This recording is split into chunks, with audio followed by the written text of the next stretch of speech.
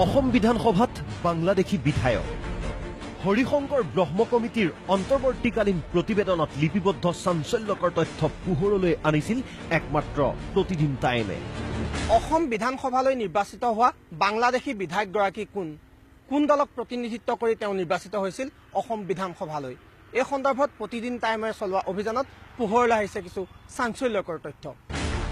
শুনক বিৰোধী দলপতি দেৱব্ৰত শইকীয়াৰ ভাষ্য।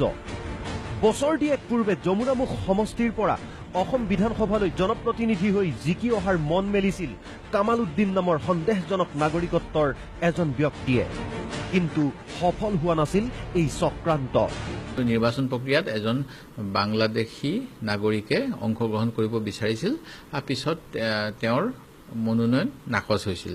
সেই গতিকে অসম বিধানসভাৰ মজিয়ালৈ বাংলাদেশী অহা বুলি প্ৰতিবেদনত যিখিনি কথা উল্লেখ আছে এইখিনি একেবাৰে অসত্য কথা।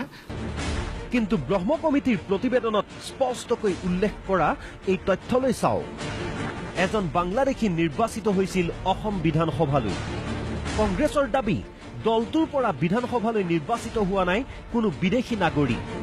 তেনেহলে অসম বিধানসভাৰ মান মৰ্যাদা খৰ্ব কৰি ব্ৰহ্ম কমিটিয়ে এই বিস্ফোৰক তথ্য লিপিবদ্ধ কৰিলে কিয়? তাৰ অনুসন্ধান বিচাৰি বিধানসভাৰ অধ্যক্ষক দলটোৰ দাবী। সদনৰ মৰ্যাদা ৰক্ষাৰ বাবে আমি আৰু সকলোৰে অভিভাৱক আমাৰ বিধানসভাৰ অধ্যক্ষ হয়।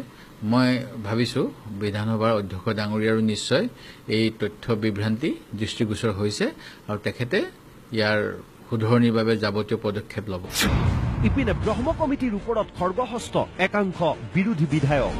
এই আমাৰ কাৰণে ব্ৰহ্ম ডাঙৰীয়াই কোৱা কথাৰ কাৰণে আমাৰ অসমবাসীক তেওঁ এটা অপমান কৰিছে।